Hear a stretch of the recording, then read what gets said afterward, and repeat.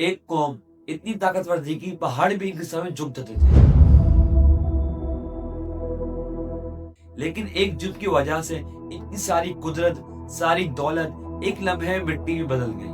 یہ صرف کہانی نہیں، یہ قرآن کا سبق ہے۔ کیوں اللہ تعالیٰ نے قوم سمود کو تباہ کر دیا؟ قوم سمود وہ قوم تھی جو پہاڑوں کو چیر کر عمارتیں بناتی تھی۔ ان کی تہذیب، ان کی طاقت، ان کی انجینئر اپنے دور میں سب سے اعلیٰ درجے میں تھی، لیکن ان کی سب سے بڑی کمزوری تھی ان کا تکبر۔ وہ کہتے تھے کہ ہمیں کوئی بھی نقصان نہیں پہنچا سکتا۔ جب دل تکبر سے بھر جائے تو وہاں ہدایت کبھی نہیں اتر سکتی۔ اللہ نے ان کے پاس حضرت صالح علیہ السلام کو پیغمبر بنا کر بھیجا۔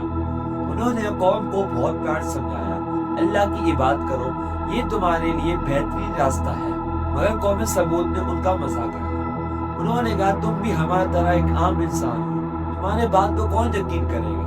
ان کا تکبر ان کی کانوں کو بند کر چکا تھا۔ پھر انہوں نے پیغمبر سے معجزہ مانگا۔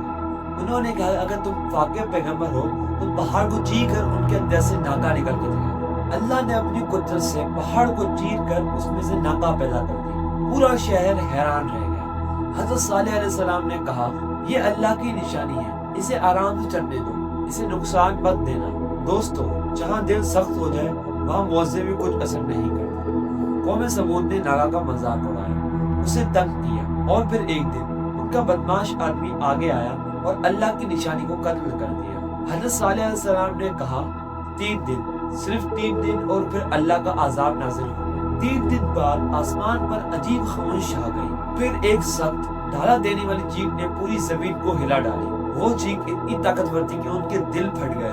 پہاڑ چیرنے والی قوم خود زمین پر گر کر بے جان ہو گئی، اور کچھ ہی لمحے اور سب کچھ ختم۔ قرآن کہتا ہے کہ اللہ کسی کو بھی بے وجہ تباہ نہیں کرتا۔ یہ انجام ہوتا ہے تکبر کا، نافرمانی کا، اور اللہ کی نشانیوں کی توہین کا۔